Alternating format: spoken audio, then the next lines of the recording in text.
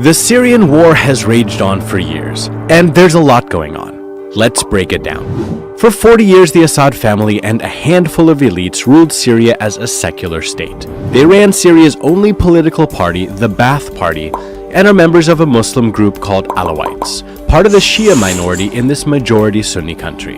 In 1963, the regime imposed what became a permanent state of emergency.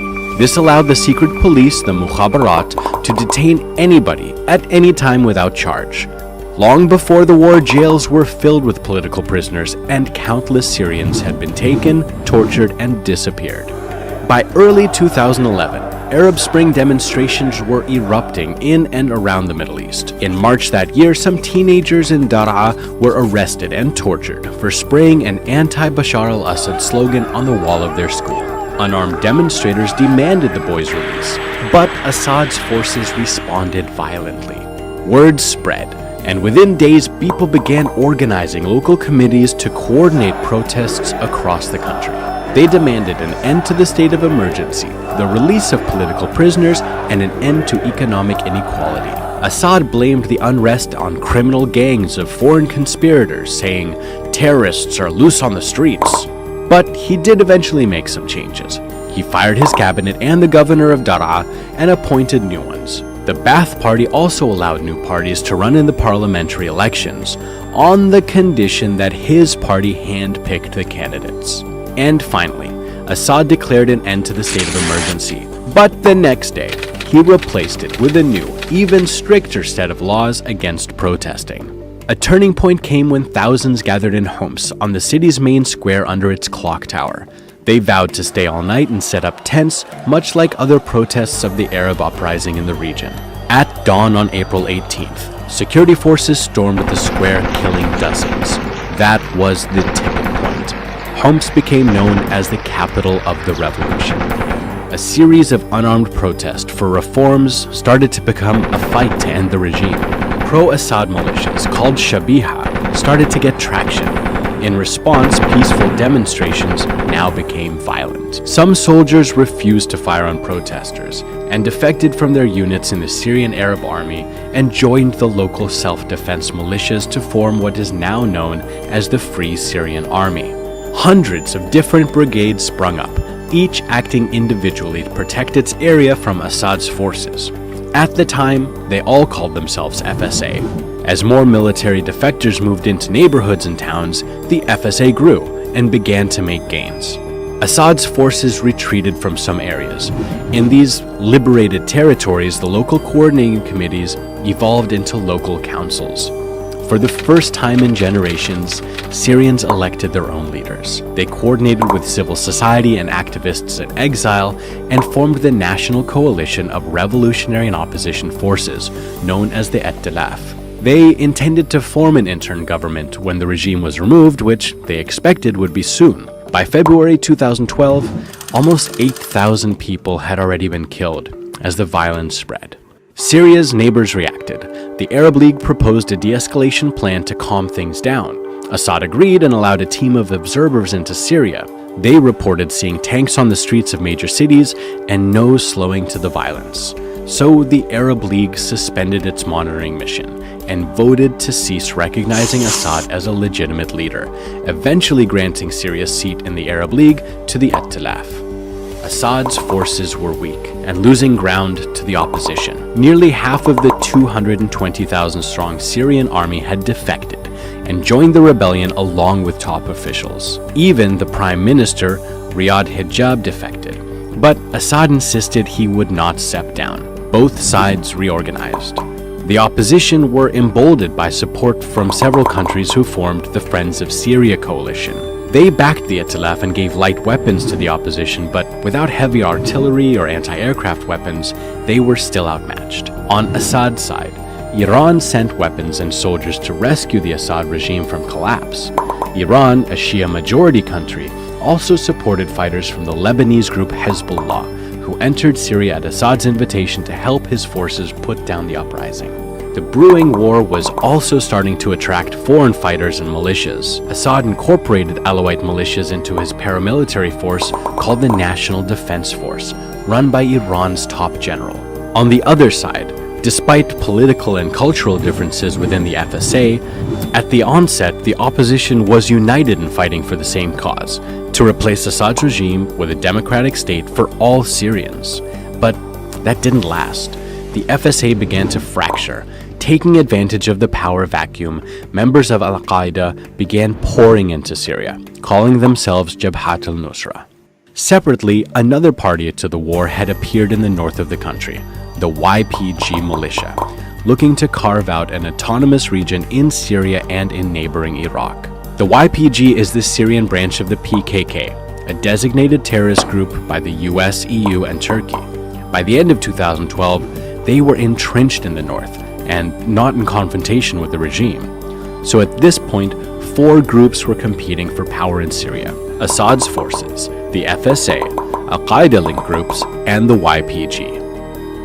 3 events then changed the balance of force in the war. On August 21, 2013, Assad's forces bombed a civilian area in Damascus with sarin, a deadly nerve toxin. 1,400 people in 12 neighborhoods in eastern Ghouta were killed. In the words of then US President Barack Obama, Assad had crossed a red line. A red line for us is we start seeing a whole bunch of chemical weapons moving around or being utilized. And US military action was now on the table. But Obama held off attacking when Russia brokered a deal on behalf of the regime. Assad agreed to give up his stockpile of chemical weapons, but numerous investigations since then have shown he was lying. Many opposition groups saw the failure of the US to act as a huge betrayal. Then, in 2014, another major development. New players entered the war. That July, a breakaway faction of Al-Qaeda in Iraq, calling itself Islamic State, and also known as Daesh, proclaimed a Muslim caliphate in the region and declared war on anyone who opposed them, Muslim or not. Daesh quickly spread out of Iraq into Syria, aiming to overthrow Assad and replace him with the organization's so-called Caliph, Abu Bakr al-Baghdadi. Daesh was well equipped and soon occupied large parts of Iraq and Syria. But many other opposition groups rejected their vision of an Islamic State and fought against them. Even the Al-Qaeda-linked Jabhat al-Nusra would distance themselves from them. One group fighting Daesh was the YPG, which made gains with US support. Because of the YPG's terrorist links, US support for the group infuriated Turkey, which was the biggest backer of the FSA. In response to Turkey's concerns, the US formed the SDF, or Syrian Democratic Forces. But it was only a change in branding. The YPG dominated the SDF, although other groups were a part of it. The third event to change the tide of the war was Russia's role. In late 2015, Russia rapidly escalated its military involvement. You see, up until that point, Russia had backed up Assad using diplomatic and political means, but it now entered Syria with its air force. Russian President Vladimir Putin said his country was going after Daesh, but according to the US State Department, 90% of their airstrikes targeted areas held by the opposition groups, in particular the Turkey-backed FSA. They weakened the resistance to Assad and left other groups to fight Daesh. 3 strategies characterized Russia's support for Assad. Besiege. The regime blocks all access to an area. People, food, medicine, and supplies can neither enter nor exit. Bomb. The regime and Russian air forces relentlessly bomb an area until there is little to no resistance left. Evacuate. After enough international pressure, the regime opens up avenues for survivors to leave. Using these strategies, pro-Assad forces regained control of many towns and cities, most notably Aleppo. Russia's military intervention also weakened the FSA, allowing the regime, the YPG, and Daesh to strengthen.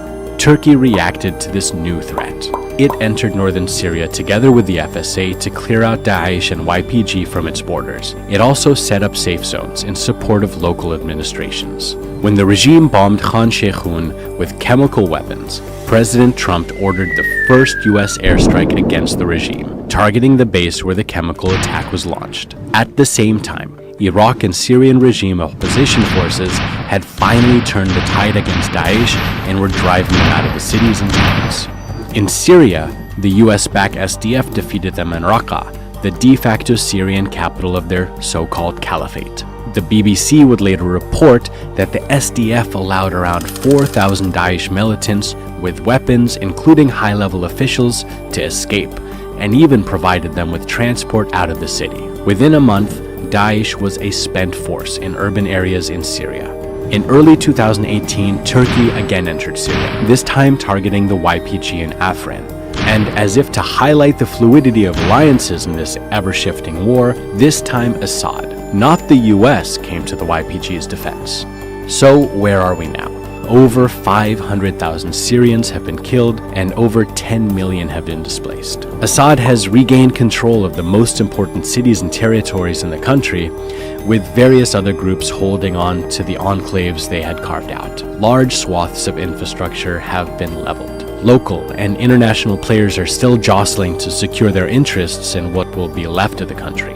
3 peace processes in Geneva, Astana, and Sochi have secured little. So peace itself is something of an illusion, even if at times there's a lull in the fighting. The people of Eastern Ghouta are still living through one of the longest sieges in modern-day history. What will the coming years bring? And what kind of future can we imagine for Syria?